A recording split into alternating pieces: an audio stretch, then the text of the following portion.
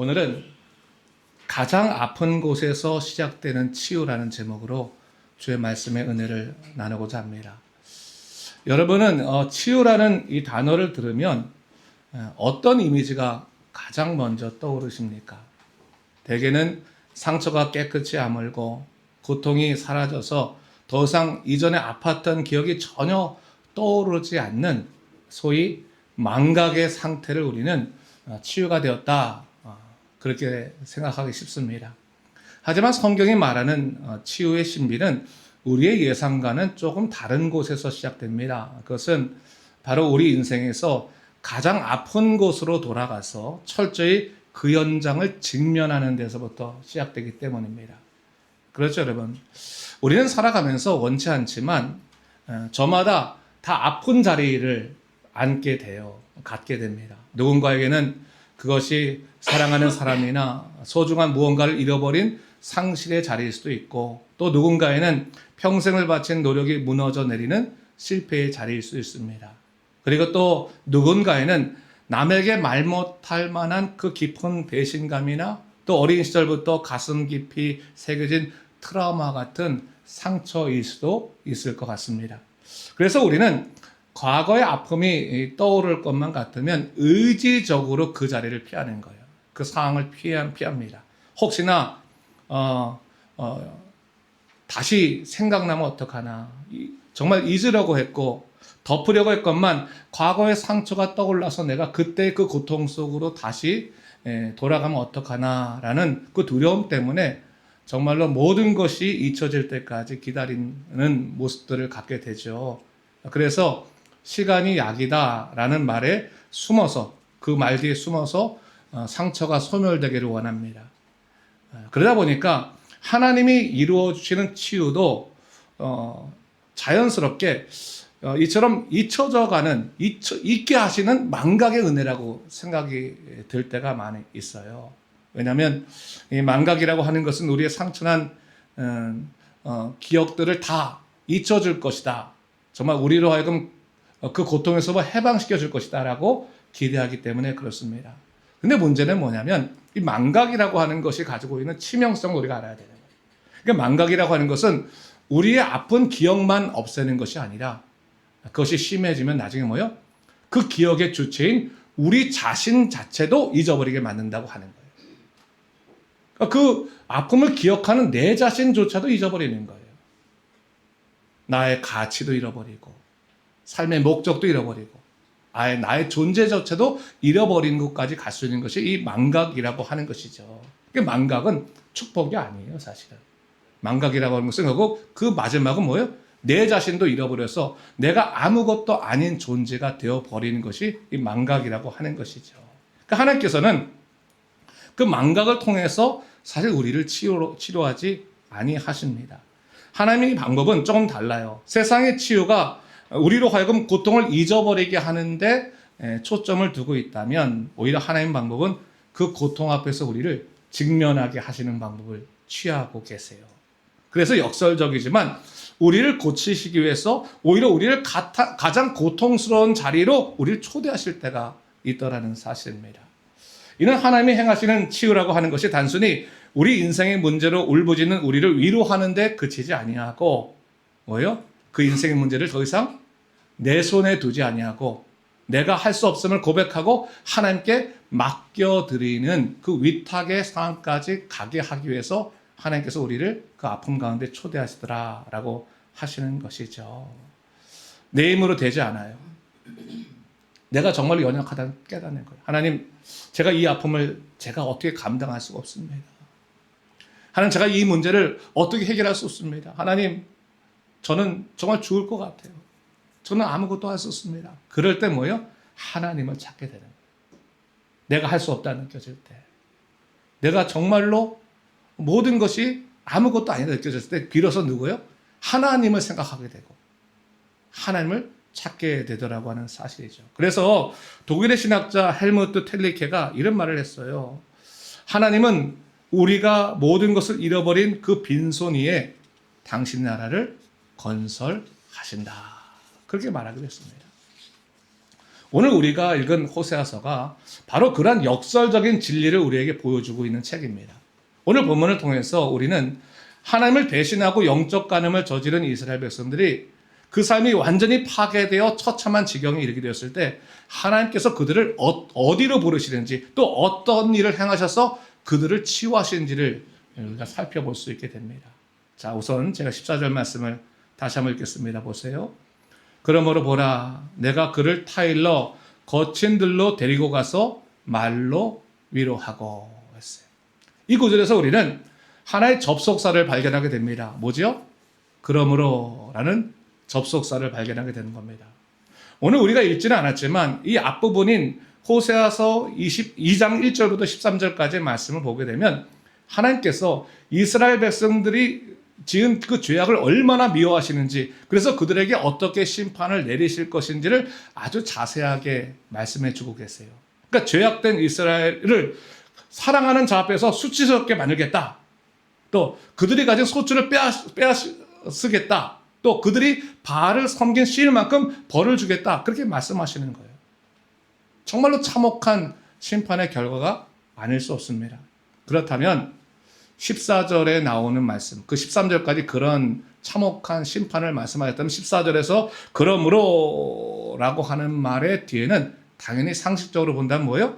이제는 너희들이 다시는 일어나지 못할 만큼 내가 너희를 완전히 멸망시키리라 라고 나오는 것이 마땅한 거예요. 이 상식적으로는.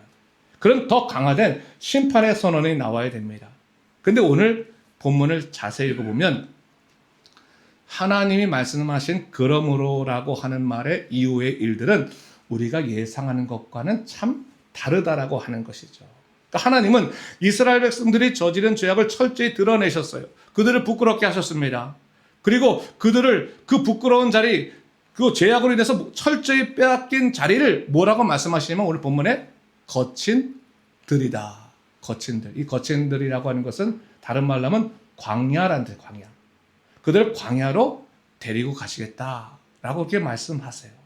그러니까 오늘 본문에 나오는 이 거친들이라고 하는 말의 히브리어가 미드바르는 광야를 말하는 거죠. 미드바르라고 하는 단어인데 제가 예전에도 한번 말씀드렸지만 이 미드바르라고 하는 광야라고 하는 뜻은 황폐한 광야라는 뜻만 있는 게 아니라 미드바르가 원래 다바르라고 하는 동사에서부터 출발하기 때문에 이 다바르는 무슨 뜻이냐면 말하다라는 뜻, 말하다.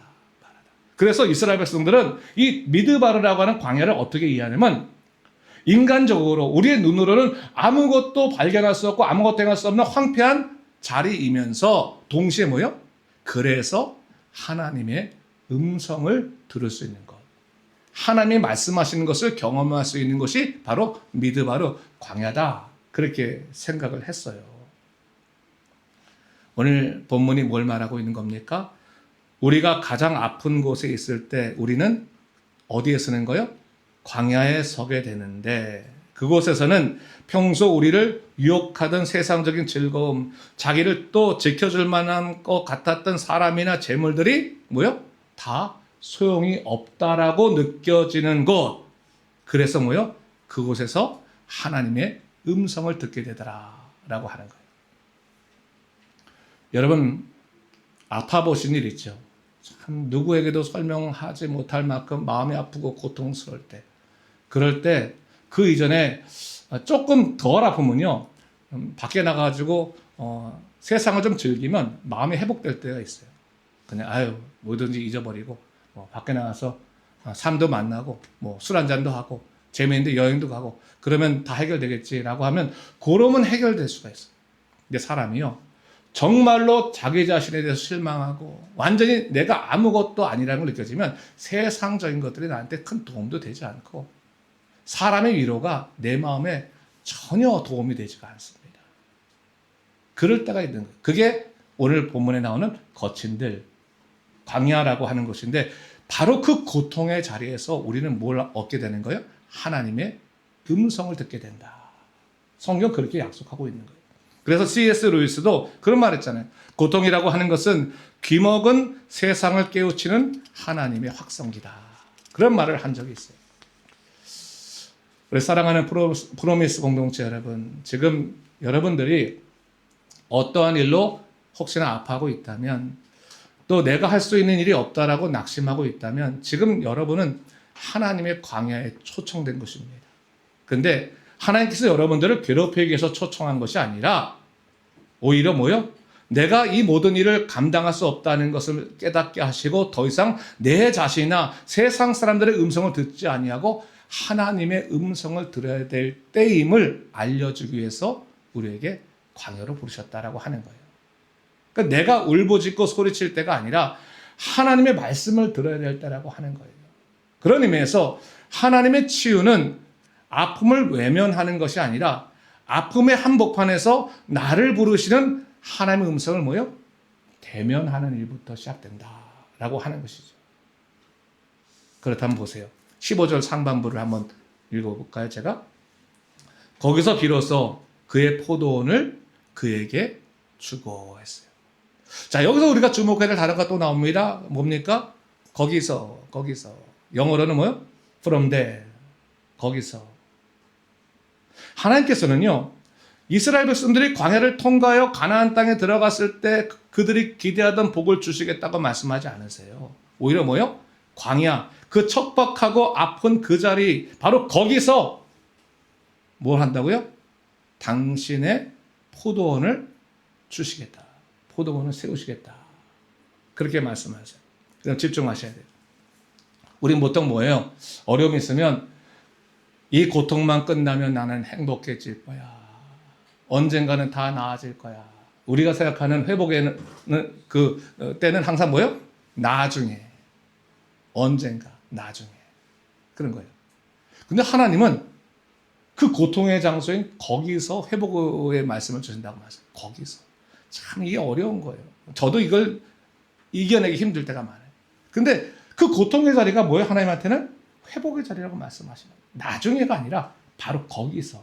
그러니까 하나님의 말씀은 우리 생각과 다르요. 우리는 나중에라고 했는데 하나님은 거기서라고 지금 말씀해 주시는 것이죠.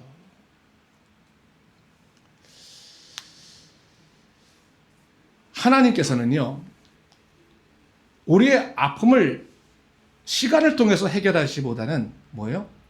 오히려 우리의 현실적인 경험을 통해서 해결하길 원하시는데, 바로 그 아픔의 자리가 뭐예요? 하나님이 일하시는 자리라는 것을 알려주시는 거예요. 이런 것을 참 잘 알려주고 있는 말씀이 신약에 나오는 고린도후서 12장 9절 말씀인데, 한번 같이 읽어볼까요? 시작. 나에게 이르시기를 내 은혜가 내게 족하도다. 이는 내 능력이 약한 데서 온전하여짐이라 하신지라. 그러므로 도리어 크게 기뻐함으로 나의 여러 약한 것들에 대하여 자랑하리니 이는 그리스도의 능력이 내게 머물게 하려 하심이라. 아멘. 이 본문 무슨 본문인지 아시죠? 사도 바울에게는 이 질병이 하나 있었어요. 그 질병이 자기 사역을 맨날 방해하는 거예요. 그래서 그는 그 몸의 질병을 뭐라고 표현했냐면 몸의 가시다라고 표현했어요. 하나님께 뭐라고 기도했냐면 하나님, 이 몸의 가시를 제발 해결해 주십시오. 제발 낫게 해주십시오. 이걸 3번이나 간구했어요. 그랬더니 하나님께서 그래 내가 널 고쳐주겠다라고 말씀하지 아니하시고 뭐라고 말하냐면 하나님께서 내 은혜가 내게 족하다라고 말씀하신 거예요. 그러면서 내 능력이 약한 데서 온전하여진다라고 말씀하신 거예요. 그러니까 그의 가시를 제거해 준 대신 바로 거기서 내 은혜가 어떻게 일하는지를 보여주겠다라고 그렇게 말씀해 주신다고 하는 것이죠. 사도 바울이 처음엔 그게 뭔지 몰랐어요.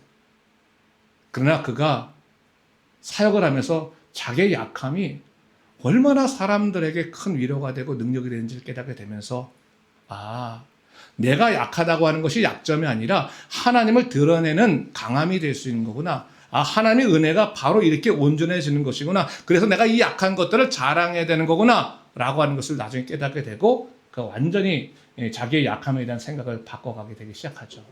하나님이 일하신 장소니까. 19세기에 영국의 위대한 설교자였던 찰스 스펄전 목사님께서는 사실은 워낙 유명하신 분이지만 그분이 갖고 있던 최고의 질병, 최악의 몸 상태는 뭐냐면 우울증이었어요. 그는 우울증하고 통풍을 앓고 있었습니다. 굉장히 괴로운 거예요. 그래서 맨날 하나님께 기도하는 거예요. 이런 생각해 보세요. 우울해지면요, 사람이 설교가 되질 않아요. 목사들도 우울해질 때가 있거든요. 그러면 그날 설교하러 올라갈 때는 벌써 마음에 천국이 있어야 되는데 지옥 같은 마음을 갖고 올라갑니다. 그냥 원고만 있는 거지 뭐가 되질 않아요. 근데 여러분 우울증만 있는 게 아니라 통풍이 있으면 이 통풍이요 생각보다 굉장히 사람을 고통스럽게 하죠. 온 신경이 글로 가잖아요. 그러니까 이분이 너무 힘들어가지고 그럴 때마다 설교대는 오를 때마다 울면서 올라갔대요. 하나님 저 설교하기 싫어요. 설교하기 싫어요. 근데 문제는 뭐예요? 올라가서 그런 슬픈 마음으로 설교를 했는데 아니 변화되는 백성들이 막 늘어나기 시작하는 거야. 하나님의 은혜를 경험하고 하나님의 돌아오기 전에 막 늘어나기 시작하는 거야. 나는 죽겠는데 사람들 막 죽게 돌아오고 그가 자신의 고통을 바라보면서 나중에 이렇게 고백합니다. 하나님은 나를 우울증이라고 하는 깊은 골짜기에 던져 넣으심으로 그곳에서만 피는 위로의 꽃을 꺾게 하셨다. 내가 아파보지 않았다면 나는 고통당하는 성도들의 마음을 단 한 조각도 이해하지 못했을 것이다. 그런 얘기를 해요. 그러니까 스펄전에게 치유라고 하는 것은 우울증이 완치되는 것이 아니었어요. 우울증이라고 하는 것은 이 우울증이라는 아픈 자리는 수많은 영혼을 살리는 치유의 발원지가 됐으면 그가 깨달았다고 하는 거예요. 이게 바로 성경이 말하는 치유의 신비라고 말할 수 있죠. 그러니까 그런 의미에서 하나님께서 행하시는 치유는 우리를 고통의 근원지인 광야에서 빠져나오게 하시는 것보다도 그 고통의 자리인 광야 위에 뭐라는 거예요? 생명의 포도원을 세우시는 것이다. 그걸 성경에서 얘기하거든요. 생명의 포도원을 세우시는. 그래서 우리의 아픔을 때때로 다른 생명을 살리고 또 세우는 포도원의 역할을 하게 하시는 것이다 라고 하는 거예요. 그런 의미에서 본다면 여러분 우리가 어떤 아픔이 있을 때 이거 생각해야 돼요. 하나님께서 어떤 영혼을 살리려고 나를 이렇게 아프게 하실까? 하나님께서 어떤 죽어가는 사람을 살리시려고 나로 하여금 지금 이 아픔을 갖게 하실까? 그렇게 생각해도 돼요. 근데 그러게 되면 우리가 이 아픔을 보는 눈이 달라지기 시작해요.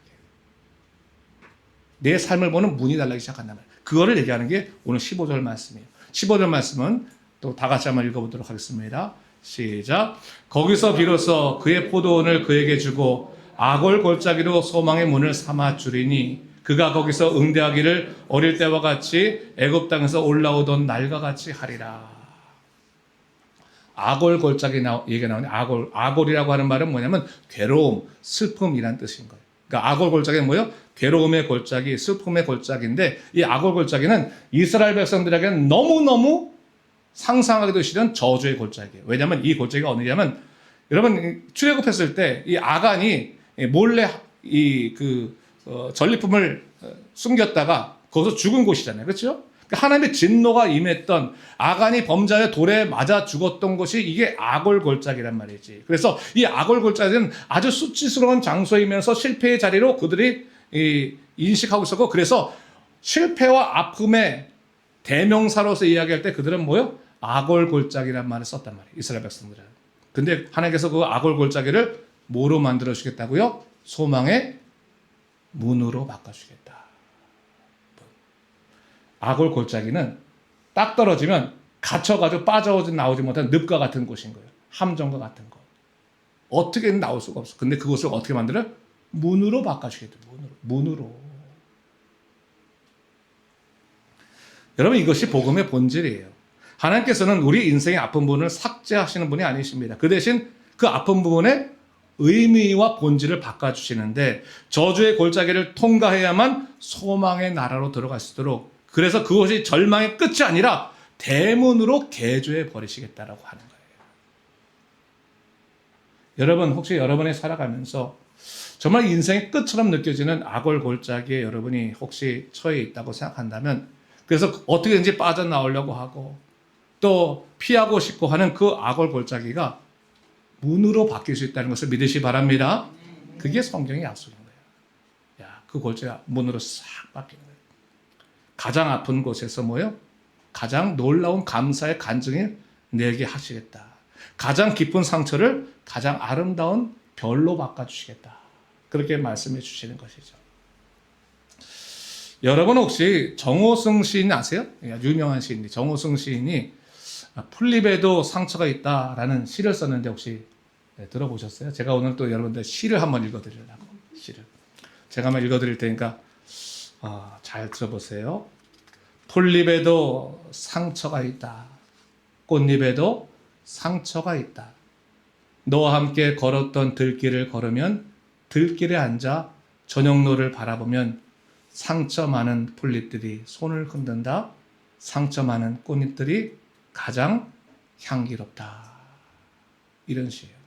여러분, 이 정호성 시인이 이 시를 쓰게 된 것이 뭐냐면, 이 꽃향기라고 하는 것은, 가장 좋은 꽃향기는 그 꽃잎에, 그 이파리에 상처가 많은 꽃들이 사실은 가장 많은 향기를 풍기더라고 하는 거예요. 그 상처를 통해서 아름다운 냄새가 향기가 나오더라고 하는 것이죠.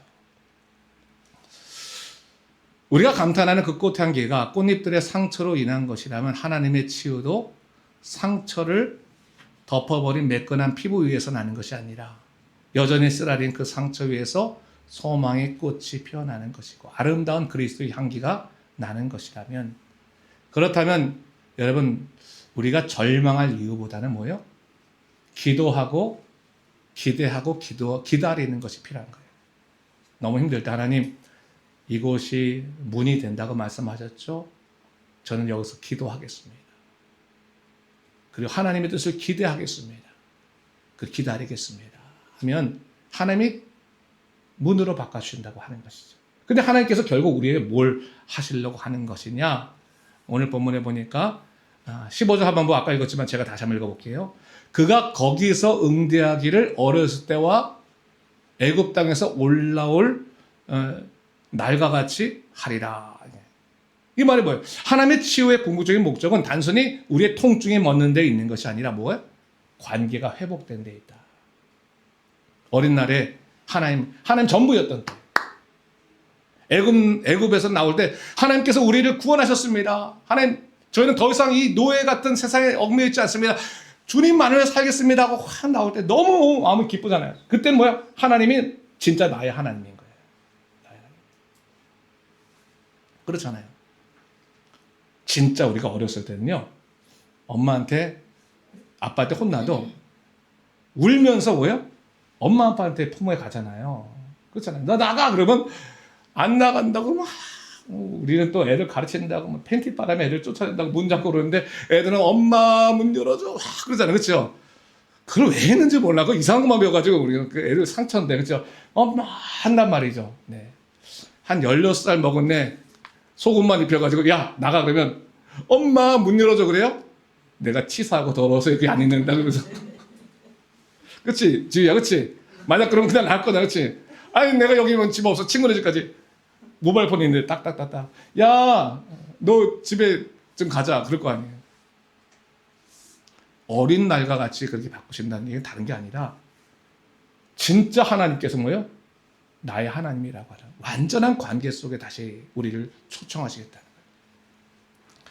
사실 우리는 신앙생활 하면서 어느 순간부터 하나님을 나의 하나님이라고 고백하면서도 정말 나의 하나님으로 대접하지 않아요. 때로는 나의 비서처럼 하나님 내가 원하는 거 이거 들어주세요. 안 들어주시면 에이, 우리 하나님도 못하시나 보다 하고 실망하고 내 방법대로 또 다른 거 하죠. 그렇잖아요. 그러니까 정말 나의 하나님께서 전부이십니다 고백할 때는 내가 정말로 아무것도 아니라고 느껴질 그때 정말로 나의 하나님을 만나게 되고 대접하게 되거든요. 우리가 하나님을 대접하게 되거든요. 그렇잖아요. 그러니까 우리가 가만히 생각해 보면 우리가 정말로 하나님을 만나던 때는 삶의 밑바닥일 때가 많아요. 그리고 하나님 만나지 못한 사람들은 삶의 밑바닥에 처하게 되었을 때가 정말로 큰 은혜일 때라는 것을 알아야 돼요. 그게 고통의 때가 아니라, 그게 하나님은 나를 버리신 때가 아니라 나를 정말로 만나주시는 때인데, 보면 그렇잖아요 여러분. 야곱도 이스라엘이라고 하는 이름을 얻었을 때는 뭡니까? 다 가족들 떠나보내고 야복 강가에서 하나님의 천사하고 씨름할 때, 그때 넓적다리가 다 부러지고 그리고 아무것도 못하고 그때 절 수밖에 없을 때, 그때 이스라엘이라는 이름을 받았고, 그렇지 않습니까? 요셉도 언제 하나님을 정말로 고백합니까? 그가 형제들에게 쫓겨나가지고 처음에 구덩이에 빠졌다가 나중에 정말 옥살이를 하고 그렇죠? 수많은 고난을 거쳤을 때 그때 뭐요? 아, 하나님께서 나의 하나님이시다. 그걸 고백할 수밖에 없게 되고, 다윗도 사망의 음침한 골짜기로 지날 때 주께서 나와 함께 하신다고 그런 고백하는 그런 고백을 하게 되지 않았습니까? 그래서 여러분 어떻게 보면 하나님께서 우리를 가장 아픈 격으로 초청하시는 것을 두려워할 필요는 없어요. 왜요? 하나님께서 우리를 살리시기 위해서. 야, 네 혼자서 감당하는 인생이 아니다. 내가 이제부터 널 붙들을 거야. 나에게 기도해라. 나를 의지해라. 내가 너를 살리겠다. 라고 말씀해 주시는 것이죠. 때때로 신앙생활 하면서 우리는 항상 질문이 하나 있어요. 하나님 왜 이런 일이 생겼습니까? 왜 도대체 내 삶에 이런 일이 있어야 될까요? 라고 할 때 솔직히 말해서 하나님께서 그 질문에 대한 답은 잘 안 해주세요. 그게 답답해. 그런데 하나님께서 어떻게 내가 이제부터 살아야 되는지는 알려주세요. 뭐야? 나를 의지하라. 더 이상 네 자신에 의지하지 말고 나를 의지하고 내 손을 잡아라. 그게 뭐예요? 하나님 방식인 거예요. 여러분 이 복음이라는 게 결국 뭡니까? 여러분 우리가 이 복음은 뭐예요? 십자가의 자리에서 뭐예요? 다시 말해 이 십자가는 당시에는 다 모든 죄악된 사람이 죽어가는 그런 죽음의 자리인데 그 십자가에 대해서 뭐예요? 부활의 역사가 일어나는 놀라운 하나님의 회복의 역사가 일어난 그 장소가 되었던 거예요. 십자가를 통해서 우리는 뭐예요? 부활의 삶으로 나아가잖아요. 그렇잖아요. 악을 골짜기가 뭐예요? 소망의 문이 되었던 거예요. 그거를 주님이 보여주신 거죠. 그래서 뭐예요? 그 십자가를 통과할 때, 아, 주님이 대신 우리의 아픔을 지신 것을 통해서 내가 구원받았구나. 이사야서 53장 5절 말씀에 그의 찔림은 우리의 허물 때문이요 그의 상함은 우리의 죄악 때문이라. 그가 징계를 받음으로 우리는 평화를 누리고 그가 채찍에 맞음으로 우리는 나음을 입었도다. 여러분, 예수님의 상처로부터 우리의 치유가 시작됐어요. 그분이 아프셔서 우리가 나았습니다. 이것이 하나님의 방법이라면 내가 지금 이 아픔 상황 속에 있는 것 자체를 서러워하고 이해하지 못하고 그것보다도 하나님이 이 아픔의 자리, 이 광야 같은 자리에 당신의 포도원을 세우시고 이 악을 골짜기 같은 곳에 소망의 문을 다신다고 하셨으니 주님, 저는 주님만을 의지하겠습니다. 주님, 잊어버리는 것이 아니라 오히려 똑바로 기억하게 해주셨소서. 주님이 나를 구원하신다는 사실을, 하나님이 나를 사랑하신다는 사실을, 하나님이 나를 결코 포기하지 아니하신다는 사실을 똑바로 기억하게 해주시옵소서. 그걸 고백해야 돼요. 그럼 망각이 우리에게 참 편하긴 해요. 잊어버리는 것 자체가. 그러나 망각을 통해서 우리가 얻을 수 있는 것은 별로 없습니다. 오히려 뭐요? 직면하고 철저히 하나님의 은혜를 기억하면서 승리하는 우리 모두가 되시기를 주님의 이름으로 축원합니다.